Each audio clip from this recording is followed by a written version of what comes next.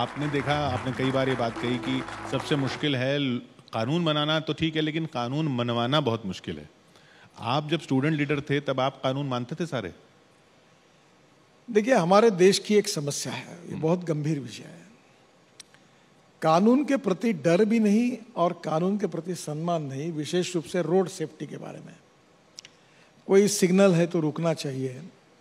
आप विदेशों में जाइए, अगर कोई सीनियर लोग अगर रोड को क्रॉस करते तो तुरंत गाड़ी रुक जाती है, दूर से ही, और रेड सिग्नल होगा तो रुक जाते हैं, लेन डिसिप्लिन का पालन करते हैं, हेलमेट पहनते हैं, और विशेष रूप से कभी भी लेन डिसिप्लिन में दूसरे लेन में नहीं घुसते हैं। हमारे यहाँ दुर्भाग्यवश हम कानून को सीरियसली नहीं लेते। अभी ड्राइविंग लाइसेंस, अमेरिका में ड्राइविंग लाइसेंस अगर मिलाना है तो एक एक महीना लोग किताबों में अध्ययन करते हैं, अध्ययन करने के बाद थ्योरी परीक्षा देते हैं, फिर प्रत्यक्ष जाकर वो टेस्ट देते हैं, फिर लाइसेंस मिलता है। अगर मैंने यहाँ बैठे हुए लोगों को अगर एक सवाल पूछा कि आप में से कितने लोग ऐसे हैं जो आरटीओ में जाकर जिन्होंने परीक्षा दी और ड्राइविंग लाइसेंस प्राप्त किया है, तो कितने हैं? तो बहुत कम हाथ ऊपर आ रहे हैं। अब जो बाकी लोगों के पास भी लाइसेंस है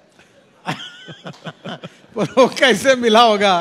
तो कहीं ना कहीं वी नीड सीरियस अप्रोच, क्योंकि देश में 5 लाख एक्सीडेंट हो रहे हैं, 1.5 लाख मौतें हो रही है, और 18 से 34 वयोगट में कम से कम 60% हमारे नए लड़के लड़कियां, यंग टैलेंटेड इंजीनियर्स, डॉक्टर्स, उनका एक्सीडेंट में डेथ हो रहा है।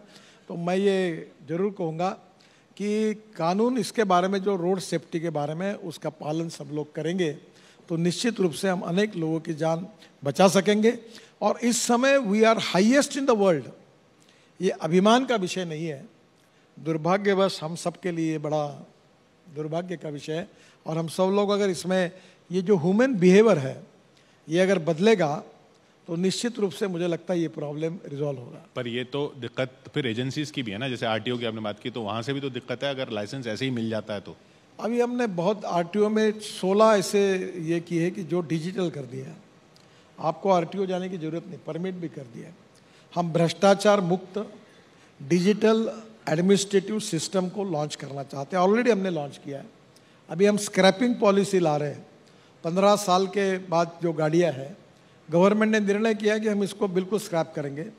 और प्राइवेट में भी आज जो नई 10 गाड़ियाँ जितना पोल्यूशन करती है, वो 15 साल पुरानी एक ट्रक उतना पोल्यूशन करती है।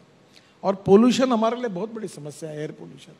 तो मुझे लगता है कि लोगों का भी अब धीरे धीरे अवेयरनेस बढ़ रहा है और लोग भी हमको सहयोग कर रहे हैं, और लोगों के सहयोग से निश्चित रूप से हमने जो उद्दिष्ट तय किया है हम वो पूरा कर सकेंगे।